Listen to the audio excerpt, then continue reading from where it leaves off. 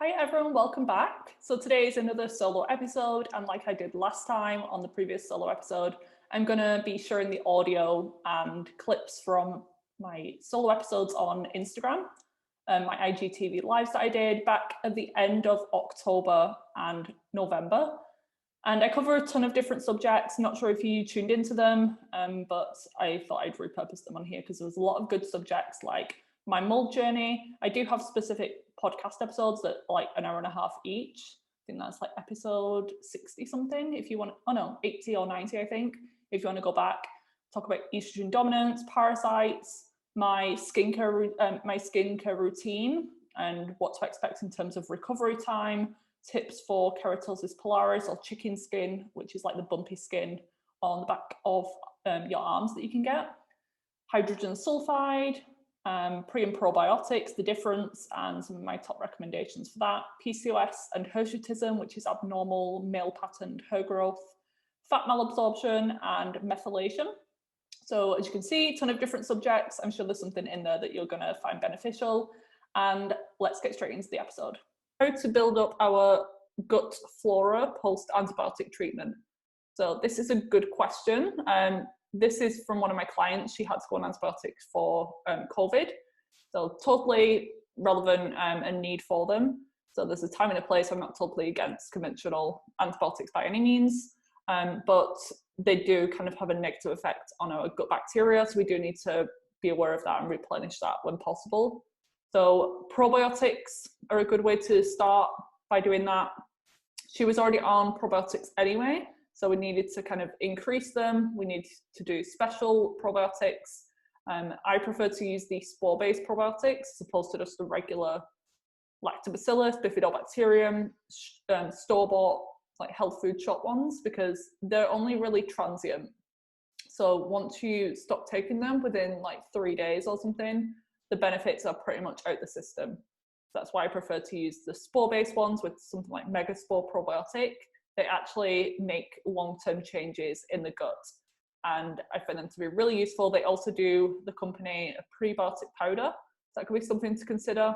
And you can get prebiotics naturally from food, so things like bananas, oats, mushrooms, and anything like fibrous, so things like Brussels sprouts, broccoli, cauliflower, etc. You can also get probiotics from food, so they were the prebiotics, what feed the good bacteria. You can also get probiotics, the bacteria themselves, from fermented foods. People like myself, some people don't tolerate them, so just pay attention to your symptoms and observe any inflammation or redness or any allergy-like issues. Could be as a result of a histamine sensitivity, and in that case, the fermented foods may not be the best option. So if you can tolerate them, go ahead. You can have sauerkraut. If you tolerate dairy, you can do kefir, or there is coconut kefir if you're dairy-free. And things like kimchi is another one, pickled. Think of anything like aged vinegar, pickles. They do contain live bacteria, so you could try those as well. And just the regular things with diet and lifestyle, managing your stress, sleeping, eating a great diet, your body is going to bounce back a lot better after antibiotics as opposed to not taking care of yourself. So I had a question. I take Megaspore, but what about probiotics for yeast infections?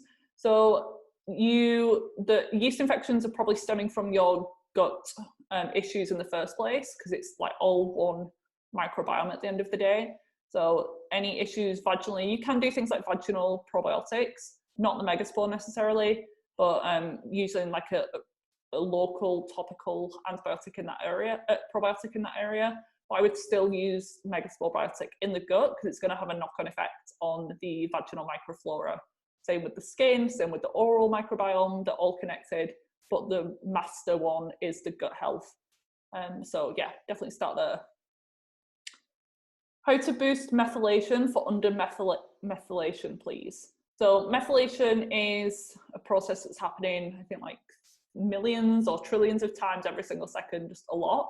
And it's how a lot of different reactions in the body work. So our body's constantly working on enzymes and reactions and different processes happening, and that requires methylation to be optimal. And a lot of people more likely tend to be under methylators than over methylators. And because it's involved in every single system pretty much, there can be widespread symptoms involved. Classic ones for me would be anything fertility related, so infertility, recurring miscarriage, but also anything like histamine wise and mood wise often comes back to methylation. And the main support would be the methyl donor nutrients, so things like methyl B12, methyl folate. You can do things like TMG, trimethylglycine, or betaine, beetroot, choline. They're probably best to start with the choline, so not the methyl B12 at very high doses like some online websites recommend, just to do like grams and grams of B12 every single day. That's probably going to make you overmethylate, so you're going to feel wired and anxious as opposed to like sluggish, depressed, and anxious for other reasons. So you need to be very careful.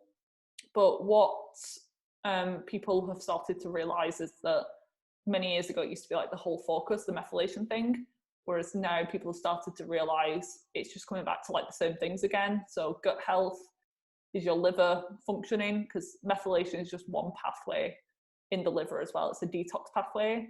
So if that's not working, your body is going to have other pathways like glucuronidation, sulfation to go down.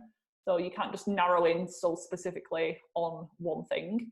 You need to look holistically in the body. This happened with genetics as well. People like got hyper focused on genetics for a while and then realized, oh, it just comes back to eating organic food, moving your body, managing stress at the end of the day. So those nutrients would be a good place to start, but please be slow and careful, especially if you've got a health issue and the methylation is playing a big role, because it can make you a little bit anxious and over methylated if you do it too quickly. I got out of mold 100% 6 months in, and I'm 6 months into a mold detox. I now have different symptoms. How could that be? So the mold journey doesn't stop as soon as you move house or move out of it, unfortunately. That is the biggest and the best and the first step, definitely. So I'm glad that you've made that choice and got out into a better environment, hopefully.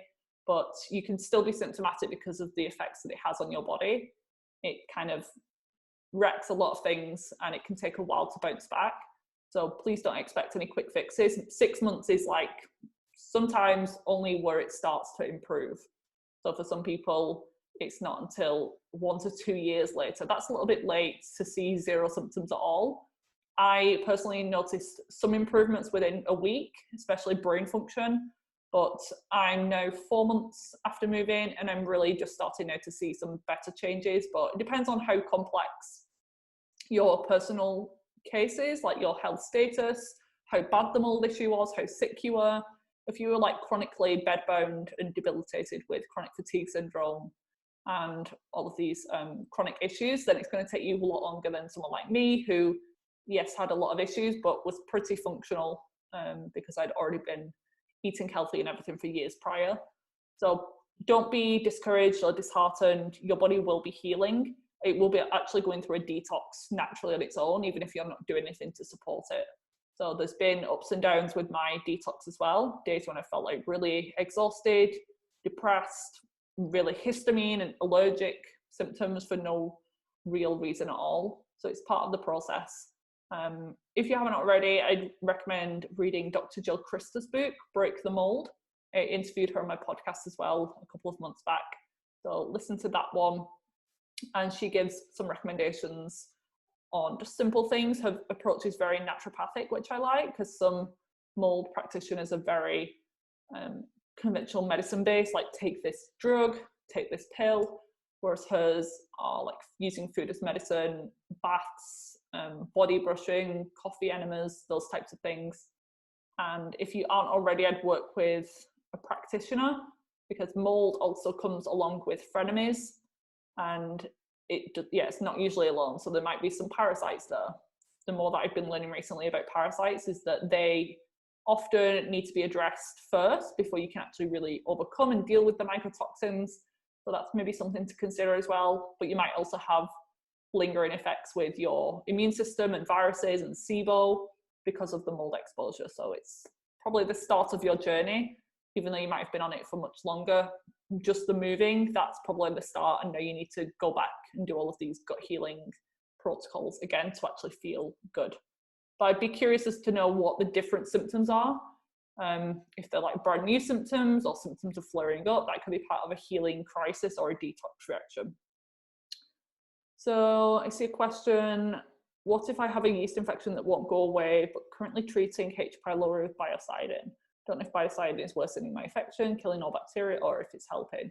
So I don't know, Ariel, if you're working with someone, because they will give you a better insight as to whether the biocidin is the right product for you or whether it's too strong at the moment, because it is pretty powerful, that one. It acts as like a natural antibiotic. So even though it's made of herbs, it can still go in and kill your bacteria. Not as much as the conventional antibiotics. It doesn't kill all the good bacteria. It's a little bit more specific, which is good.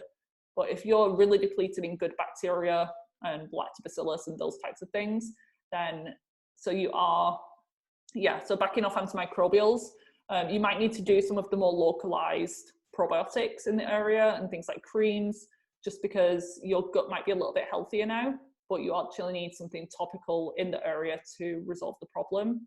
But I think the Megaspore, I don't know if you have access to that in where you are, but the Megaspore might be a good option just to not kill too many things off, but give you that extra that antimicrobial support without reducing the good bacteria even further.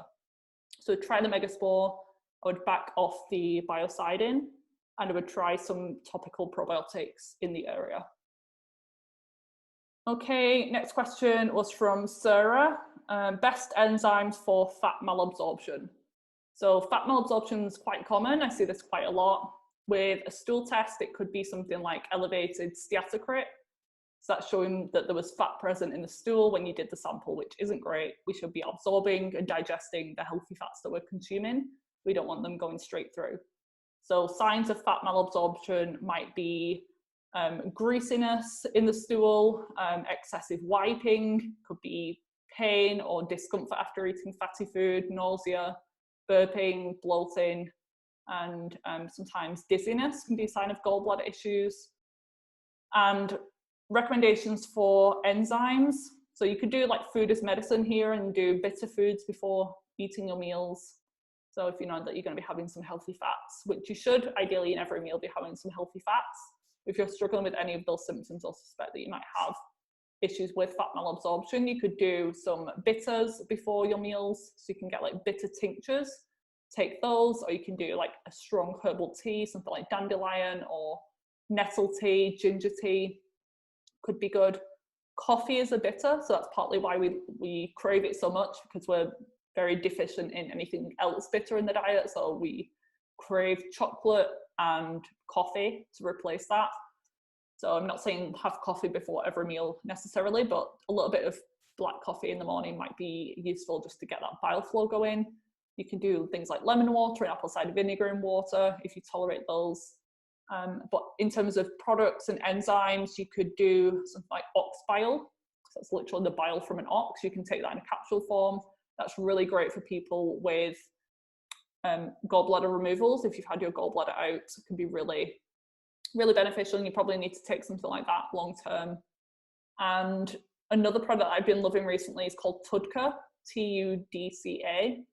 I'm not going to try and pronounce the full name because it's too complex, but this helps with liver, gallbladder, and bile flow in every way that you would want. So it helps with liver regeneration, new bile flow, it gets rid of the unhealthy bile, helps with detoxification, phase 1, phase 2, and phase 3, because it helps with gut health. So that's my new favorite product. I use the one from Cellcore, but I think they have one in the sister company, Microbe Formulas. And another thing would be nutrients like beetroot or choline. You can do like egg yolks, liver for those nutrients. Phosphatidylcholine is really involved in the production of bile and healthier, thinner bile flow. You can do beetroot powder. So I think those are a few supplements. And then things like coffee enemas, they help with bile flow and detoxification of the liver and actually help your body to create healthier, fresher bile, because a dump and release of that, the more toxic byproducts. So what are my thoughts on alkaline powder? I'm not sure if that's like a specific brand, but if it's like promoted as being like an alkaline product, then that's what kind of puts me off a little bit. It's a little bit of a fad, I think, at the moment for something like an alkaline powder. If it's a greens powder, like a superfood powder, and it just says it helps with alkalis in the body, then that's fine. But parts of the body should be very acidic. So our stomach should be a pH of between 1 and 2, which is like battery acid. So if you're drinking alkaline water and eating all of these alkaline powders and supplements all day long, only eating alkaline foods, avoiding anything that's on the acidic list at all, like grains or meat, and you can actually run into some problems, I think, because our body does a really good job at keeping the blood pH very tightly controlled. But I agree that certain things like diet can affect the urine pH. But I think if you're just eating a well-balanced diet, not just eating meat or not just eating vegetables, eating a little bit of each, I think that's kind of the optimal thing for the body. And you should be able to just manage off that. But I'm not sure if it's like a specific product that you're meaning. So I can't really comment any more on that, unfortunately. So I have an appointment tomorrow, but wanted to say hello. Hi. I don't know, is that appointment with me? I've not checked my calendar, sorry. Hi, Lucy. Hi. If anyone's on and they've got questions, you can leave them in the comment section. You've never made one of these. Lucy, we'll have to do a joint IG live sometime, or you can come on my podcast. It would be good to catch up with you. So let's carry on with questions that were pre-submitted. So someone's asking my favorite books. So I've read like 50 trillion books, so it's hard to say. So I've got like a few different categories. So the first one, like nutrition, I'm guessing it's going to be relevant to. And there's good books for different things. If it's like gut nutrition, hormone nutrition, obviously. But a good general one would be a book called Deep Nutrition. I forgot who wrote that, but that's a really good overview as to like what I think is relevant in terms of diet. So just like basic nutrition, what our body needs, the fat soluble nutrients like really emphasized in that as well. So that's a book that I like. For personal development books, I really like the You Are a Badass range. I know it's like very cliche, but she has one on just general personal development, but also finance. So I love both of those. And another classic, The 4 Agreements. Really love that one. And if it's hormones that you're wanting to know about, I've read a lot of those as well. A good one for PCOS is 8 Steps to Reverse Your PCOS by Dr. Fiona McCulloch. Or I like Women's Bodies, Women's Wisdom. So it's not necessarily like nutrition, but she talks about the energetic side of hormone imbalances. And I forgot the name of her book as well, unfortunately. I should really research these things, but I really love that one. She talks about how things like endometriosis and PCOS and infertility can be linked to suppressed emotions, energetic blocks. So that's something that's not that spoken about. So if you're still struggling with problems, then if you're eating all the right foods and doing all the right stuff, you could be missing a key thing with ignoring that type of stuff. Lucy, have I tried any pimple patch? Yes, I like what's the brand? It's like a Korean beauty brand. Let me find it now. But I tried a new product this month, and I didn't like them as much because they really like stuck to my face and ripped some hairs off when they came off. It's the COSRX one. So COSRX, COSRX. They do the acne pimple master patch. Really love them. They come off really easily. They conceal any spots really well. I think they're like the best selling ones, the best available ones, if I'm honest. So they're definitely worth it. Was I happy with my decision to go to Shanahan? Do I recommend it? Yes. So it's probably like one of the best things that I've done, because at the time I knew I wanted to help people. I was originally studying to become like a social worker or a nurse, but I wasn't a fan of like the conventional medical system, and I wasn't a fan of like blood and things like that. So I didn't really want to be like hands-on in the emergency room. So when I heard about nutritional therapy after going to see one myself, it sounded like the perfect thing. I love helping people, but not being like too in depth. And C&M, apart from Institute of Optimum Nutrition in London, were the only two options. So I lived near to the C&M Manchester. It's like a 30-minute drive, and it sounded perfect. So that's why I went and learned so much. I thought I knew everything once I qualified, but that's not the case. That was just the start of my learning, if I'm honest. So it's a good starting point. It gives you the qualification to start your business. And I'm even going to be lecturing for them next month. So I'm lecturing at the C&M Manchester clinics on women's health. So hormones and all of that, period problems. So I'm really excited to do that. And I qualified like 3 years ago. So I really enjoyed C&M, and yes, I recommend. And Lucy, I either got them from Amazon or I got them from Luke Fantastic, I think. One of those like beauty skincare websites. So just search COSRX Pimple Patch UK, and it's one of the top 3 web searches on there. I think they're all a similar price as well. Next is best ways to support estrogen dominance. So with estrogen dominance, there's 2 main reasons for that. Either your estrogen is very high, really off the charts too high. That's less common. That's probably due to being overweight or obese, due to long-term birth control usage. They tend to be the main ones. So your estrogen is really high, so you therefore have estrogen dominance. Whereas the second reason is that you have normal, if not low normal levels of estrogen, but in comparison, your progesterone is lower. So that's the one that I see most frequently. And the goal is then maybe not to reduce the estrogen even further because it's not high, but to boost the progesterone up.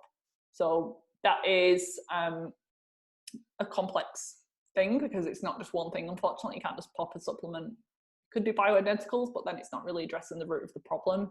So stress management in all forms is the key thing for boosting progesterone. Obviously, ovulation comes first, but in order to ovulate, your body needs to feel safe, nourished, fed, and balanced in order to give resources to a potential pregnancy, because that's your body's goal at the end of the day, is to have a baby every month, but sometimes that doesn't happen. Even if you don't want a baby, that's what your menstrual cycle is for. So stress management, that will calm the body down, calm the brain down, and allow your body to ovulate and give more resources to a potential pregnancy. You can also do some nutrient support with things like vitamin C. I prefer whole food forms of vitamin C. So you can do camu berry, acerola cherry, acai, those types of things, obviously fresh fruits and vegetables as well. And making sure that your gut is functioning optimally, because if you've got a bacterial overgrowth or infection in your gut, or you're constipated, you're just going to be recirculating that estrogen over and over again. So you can do all the herbs and things in the world, but if you are recycling all of that, that's your main problem. So focusing on removing infections, alleviating constipation, and yeah, that would be my top. And maintaining a healthy body weight, but I know that that's easier said than done. How to find the root cause of hair loss. So the pattern of your hair loss can tell you a little bit about what's going on. So if your hair loss is just on the crown and in the parting, so your parting's getting wider, your crown is kind of balding, more in like a male pattern, then that can be from androgen excess, even in women. So women with PCOS tend to have this pattern, whereas if you have all over thinning, known as diffuse shedding, this can be due to things like underactive thyroid, iron deficiency, and your body's just depleted overall. It can be from stress, and also if it's in patches, that can be from stress or some sort of infection, scalp infection as well in the body. If you're also thinning on your eyebrows, the outer third of your eyebrows, then be thinking more thyroid, depletion, nutrient deficiencies, those things. But testing can be really useful in this instance. Probably doctors are willing to test ferritin levels, which is iron storage in the body. If that's below 70, definitely below 50, then that will be contributing to her loss or her not being able to grow properly. So rectifying that. I don't use iron supplements a lot of the time. I prefer to do it through diet, through red meats, organ meats, those types of things. Otherwise, the iron supplements can cause a lot of digestive imbalances, constipation, feed bacterial infections in the system, just cause more oxidative stress. And so ruling out iron deficiency, getting your thyroid checked with a full thyroid panel, making sure that they're looking at that with optimal ranges, not just conventional NHS ranges as well, particularly your T3 and antibodies. That's the most important markers to assess, because you could have normal T4, T3, TSH, but elevated antibodies causing your hair loss. And then I would look at just stress in your life. Are you sleeping? Are you over-exercising? Are you eating enough food? So tracking your calories. A lot of people now are eating healthy diets, but they're massively under-eating in calories. Even though they feel like they're eating a lot of food, maybe they're eating more quantity-wise than they ever have, but the calories aren't there, unfortunately. So they can be making the thyroid more sluggish, not giving the body enough nutrients, because at the end of the day, food and calories equal more nutrients in the body. And then if you've done all of those things and you're still struggling, that's when I would consider something like a Dutch test or a comprehensive hormone panel to look at your adrenals in a bit more detail. If they're chronically tanked or your cortisol's just off the charts, then you would need to do more in-depth treatment for that. But you can't just go straight in without knowing what you're doing. And they're usually a symptom of something deeper anyway, so start with those first. And the Dutch test also looks at your androgens in more detail. So maybe you've had testosterone checked by a doctor and it's come back normal. A lot of the time it does, whereas other androgens like androstenedione, DHEA, DHEAS that the Dutch looks at, they come back elevated. So don't just do one test and rule it out forever. There's so many markers and there's something going on, obviously, but you need to identify what that is. I'm going to stay on for a few more minutes, so if anyone's on live and wants to ask any questions quickly, please do. I've got a couple more here to read. So what are the main symptoms of parasites? Aren't some of them beneficial? So if your body is healthy, you don't have any symptoms at all, but you have a parasite, then it's probably fine not to do anything about it, because it's part of your gut microbiome and everything's in homeostasis. However, if you were to go through a very stressful time or food poisoning, something like that, that could weaken your vitality and allow the parasite to take over, because that's exactly what a parasite is. It leaches from your nutrients, it causes stress and inflammation in the body. So there are some studies that people are using parasites and worms and things to help with immune modulation in things like inflammatory bowel conditions. But what I think is happening is that they're just using them as a distraction to the immune system.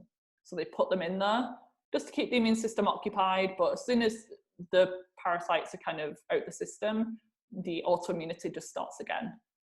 So they're not actually addressing the root of the problem. Whereas if you're symptomatic in any way, so this could be hormonally, skin-wise, digestion, obviously, getting rid of the parasites is probably going to be a benefit. So symptoms can be really random, but some classic ones are that your symptoms flare up around the full moon. This can also tie into hormones as well. So people just blame it on their hormones, the fact that they're not sleeping and more irritable and more hungry around the full moon, but it could be parasite related. And itching, even like rectal itching can be a classic one. Teeth grinding, skin rashes, food allergies, food sensitivities, bloating, constipation, diarrhea, headaches, acne that's chronic, pretty much anything in some ways could be related back to parasites. Next question is tips on creating a good skincare routine. I am in the camp that less and more simple is better, because all of these people now are using 10 steps. And I was watching my friend Sarah from Healthy Skin Glows, her stories today, and she was saying the same thing. There's like an epidemic now of reactive skin, rosacea, and it's probably just due to the fact that we're using so many products on our skin every day, and that's destroying the skin barrier. It's causing a lot of irritation and affecting the microbiome as well. So if you're over exfoliating, that's not great. Even with natural products, it may not be the right routine for you. So I like to keep it pretty simple. And then when your skin's healthy, you can go a little bit more extravagant if you want. But basic cleanser that's gentle, non-stripping, non-foaming, ideally. If you're more oily skin, then maybe doing more of a gel or lightweight cleanser, whereas if you're more dry, doing like a milky, lotiony type cleanser instead. Some people benefit from a toner, so you can do like a rose water toner, and then some sort of serum for an active treatment, or chemical exfoliant. I recommend everyone does some sort of exfoliant, but it depends on the skin quality as to what type you're going to need. So someone with very inflamed reactive skin, they might just need a Manuka honey mask a couple of times a week just to slough off some of the dead skin cells, prevent any buildup. Whereas someone with more oily and congested skin, they might do best with things like a retinol or a salicylic acid toner, BHA, serum or something like that every other day. So it really depends. And then just a basic moisturizer in the initial stages before you get into any fancy creams, any thick products. And I don't tend to recommend, I'm guessing this person's talking about acne prone skin here, but I don't tend to recommend oils off the bat, because a lot of people have fungal acne and bad reactions to oils. So keep it free of fragrance and essential oils to start with, just to get the skin calmed down, and then building that out over time. So the more simple, the better with skincare. And I use products that are free from hormone disruptors. So the whole thing with chemical-free skincare, it's not really a thing, because water is a chemical at the end of the day. But using brands that are pretty simple and reputable and trustworthy and don't contribute to hormone imbalances are the types of products that I tend to go with. So someone was asking about length of time with skin issues and when you can start to see improvements, how long it's going to take for full resolution of conditions like acne, psoriasis, eczema.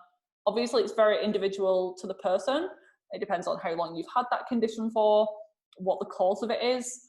If you're someone who is just eating dairy and you're sensitive to it, and that's the driver of your acne, if you cut out the dairy, you might see an improvement or get clear skin, maybe within like 2 to 3 weeks. So that's like the most basic option. And then there's people who have chronic toxicity, they have heavy metals, they have leaky gut, they have multiple food sensitivities, they have PCOS, and maybe for them, you're looking at the 1 year mark before they really notice anything significant. The skin does take about 30 days for skin cell turnover, so you need to take that into consideration.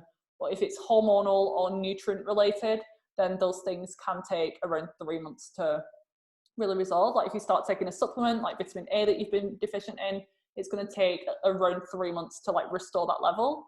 If PCOS and high androgens are your cause of acne, then it's going to take around 100 days or 3 months of consistency, balancing your blood sugar and insulin, managing your stress before you really start to notice a difference with your skin. So average with my clients, and let's take acne for example, just the average person with acne, usually 3 to 4 months is a pretty good starting point, but it can be less, it can be more, and it depends on obviously how much effort you put into doing it, because I can just give you the information at the end of the day, but if you don't put that into practice, then you're not really going to get the results.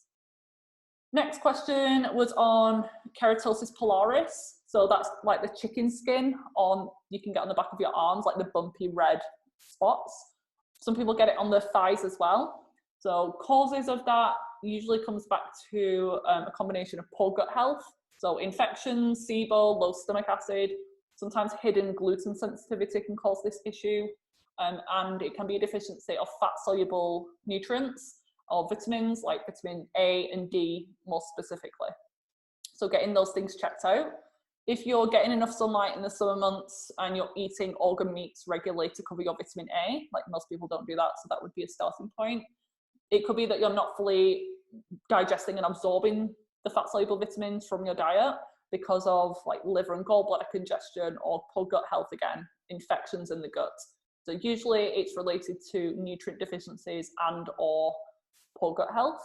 And treatments would be obviously to address those things. Sometimes topical treatments with chemical exfoliants like salicylic acid can be good just to help with skin cell turnover, but it really is an internally driven condition similar to acne. A good skincare routine can help, but you're not really going to notice anything significant until you address the internal problem.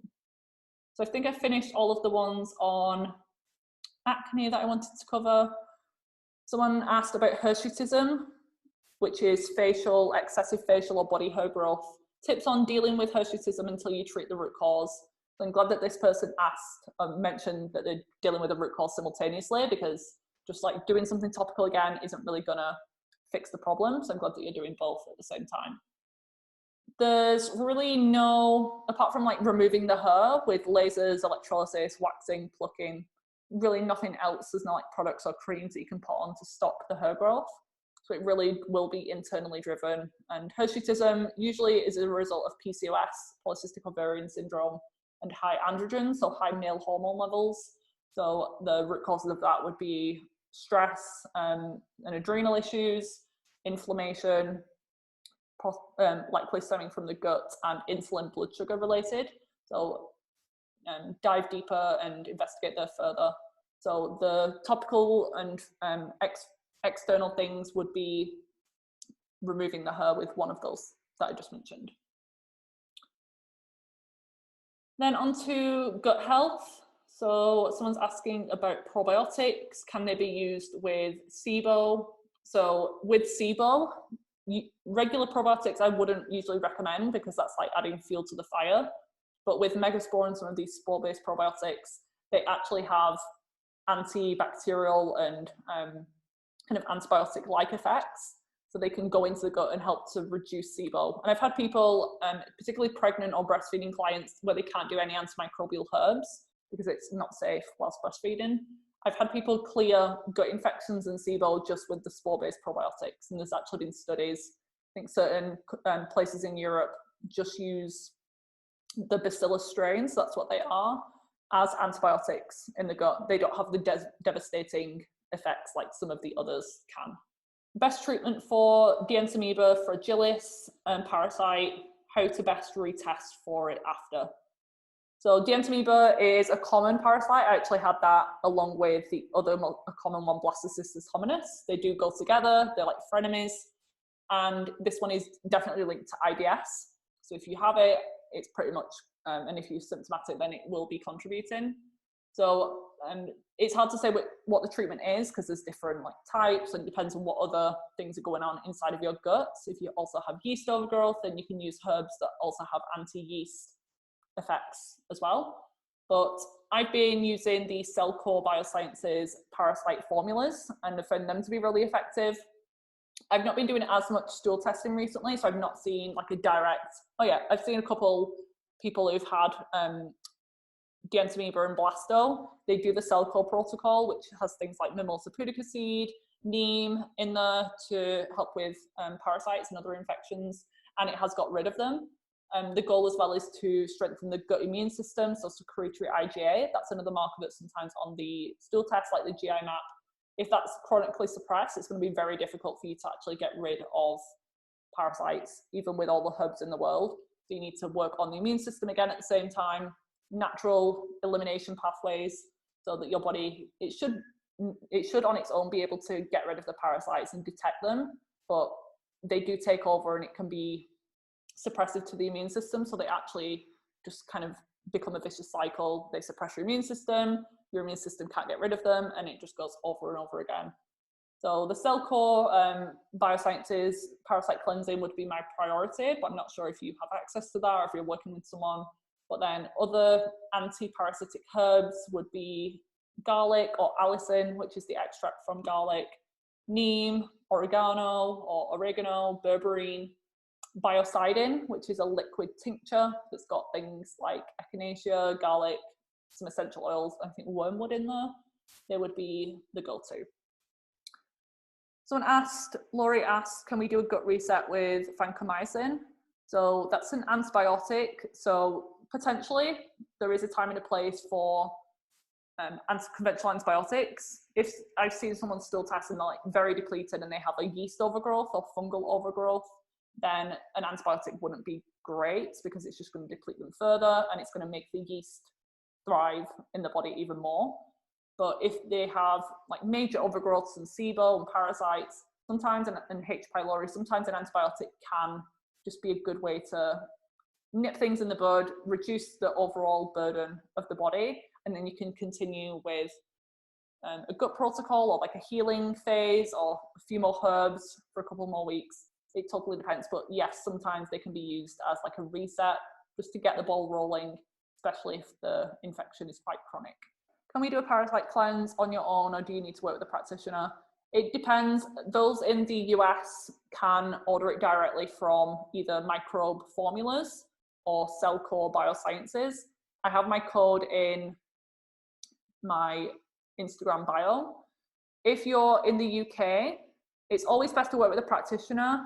But Sarah, you can order, again, the links in my Instagram bio from Amrita in the UK. These are like the functional medicine supplement websites that practitioners need to use.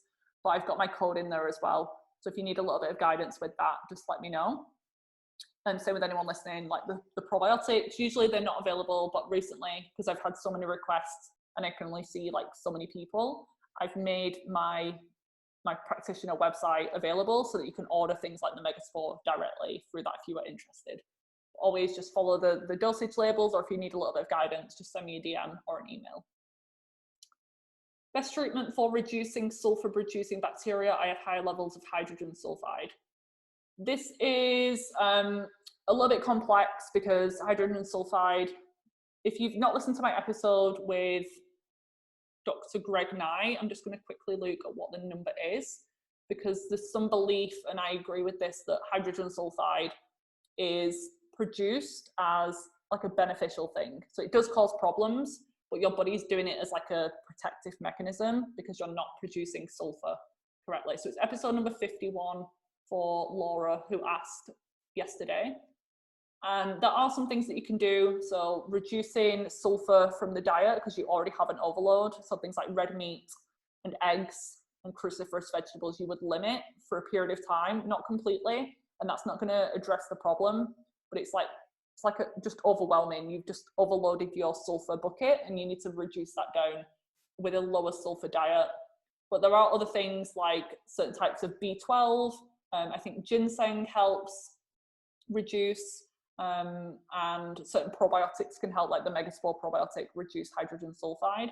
But this just tells me that your gut bacteria is pretty messed up. So I would potentially do a gut protocol and support your liver pathways. Molybdenum is a trace mineral that helps process sulfur and stops it going down the inflammatory hydrogen sulfide pathway and the sulfite production and send it down the sulfate version. It's a little bit complex, but sulfate is good for like the gut lining, skin, hair, and nails. So you probably have some issues with inflammation in the body. It can make you very brain fog, skin rashes, itching is a big sign. So try some of those tips and listen to that episode with Dr. Greg Nigh. He has a book as well. Aside from bitters and hydrochloric acid, best supplements for boosting stomach acid. So they would be like the top ones, but my thoughts are like, why do you have low stomach acid in the first place? It is a huge problem, but oftentimes it's due to chronic stress and or H. pylori infection. So H. pylori, if you have that, you could do all the bitters in the world, but you're never going to have optimal stomach acid levels. And actually adding in hydrochloric acid would make the issue worse because it would prevent you from being able to overcome the H. pylori. And it's probably going to contribute to some inflammation and gastritis of your stomach lining because the H. pylori causes inflammation. If you add acid on top of that, it's just a recipe for disaster. So find out why you have low stomach acid in the first place, remove the stressor, remove the cause, either the H. pylori or chronic stress, not mindfully eating, and any gut infections that you might have that also stresses on the system. But then bitters and HCl would be a good way to boost your stomach acid and actually improving bile flow.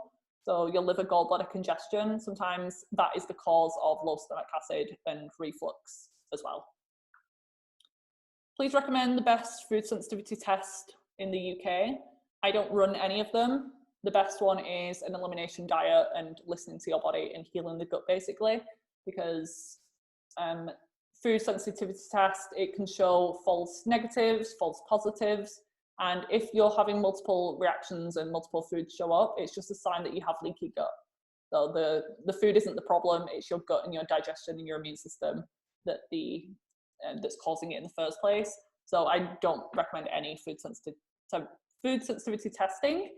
I would just recommend cutting out the most inflammatory foods, the most common food sensitivities, which are gluten, dairy, corn, soy, sometimes eggs, for 30, 60 days, and then slowly reintroducing one at a time and see how you feel. If you are reacting to one or all of them, it could be a sign of leaky gut or intestinal permeability. So just removing those forever isn't the answer. You would actually need to work on the gut, and then it's most likely that you can introduce them back into the diet. The only one that maybe not, and to keep a minimum, would be gluten. So that's not a health food for anyone, I don't think. But something like dairy, if you're reacting, it could be a true sensitivity, but it could also be a sign that your gut and your immune system's just messed up. You need to cut it out for a period of time, and then you can introduce it back in. So an endocrinologist asked about ruling out PCOS. She said, no matter how many similar symptoms, that's if you have more than 8 periods a year, doctors agree. I'm not sure what you mean by that. So with PCOS, you can have totally regular periods, like every month, but your symptom might be acne, like chronic acne, or it could be that you're having a period every month, but you're not ovulating, or you're not producing good amounts of progesterone, or you could have chronic weight gain and hirsutism as your symptoms. So I don't know if that makes sense, but you can't be ruled out for PCOS just because you have regular periods. And if you mean the opposite, if you mean that you're having 8 periods a year and they're irregular, that may not be just PCOS either. It could be thyroid issues, could be undereating, hypothalamic amenorrhea type stress. So if that needs clarifying, just let me know. Can you talk about the most important things to look at and address, tackle hair loss, stimulate hair growth? Yeah, so with hair loss, that's just telling me that the body doesn't have enough resources to go around. So it's like in conservation mode. The hair at the end of the day isn't necessary for survival. So if you only have a limited amount of energy or ATP, you only have a limited amount of nutrients and calories coming in, your body's going to prioritize the gut and the brain and the internal organs first. So ruling out like the basic things, are you majorly stressed, or have you been majorly stressed in the past 6 months or so? And when I say stress, it's not just mental and emotional. So 2020 has been like a stressful year anyway, and your hair growth cycles are on a bit of a delay. So I'm recently going through hair loss. So from October, November, because of my health changes and detox back in June, July. So I thought I was out of the woods, I was feeling good, and I feel the healthiest I have done in probably years, but my hair loss has started again. So bear that in mind, it's on a delay and it can take a while to stop that hair shedding cycle, let it go through the resting phase and then start regrowing again. So you really need to be patient with it. So check your thyroid, check your iron levels, check your stress levels, and address your gut health, because you could be eating the perfect diet, but if you have infections, they're stressful in themselves, but they can also deplete your nutrients and iron. And can I expand on that, please? How to remove the H. pylori? So test first if you have H. pylori. I like the GI map test to look at that. It's a stool test. That's a PCR. So unlike other tests, they're just looking under a microscope to see if you have H. pylori. With the PCR GI map stool test, it's looking at fragments of DNA. So they don't need to see the infection clearly. They can just see microscopic levels of DNA to know that it's there or have been there recently. And if it is H. pylori, you might want to go down the conventional antibiotic route. It's different for everyone, depends on other factors. But that's known as the triple therapy, so it's pretty full on. 2 antibiotics combined with a PPI, stomach acid suppressing drug. So it depends on how you feel about that. But there are other alternatives. Things like mastic gum can be useful. Something called matula tea, M-A-T-U-L-A, that can be really effective. Broccoli sprout extract, vitamin C, licorice can all be good as well. Can I recommend a brand where I can get vitamin D safe for kids as well? So pretty much all vitamin D is safe for kids. Just make sure it's not combined with vitamin A. Some of them are like the cod liver oils or the combined fat soluble nutrients. They can be high in vitamin A, so I wouldn't do that for kids.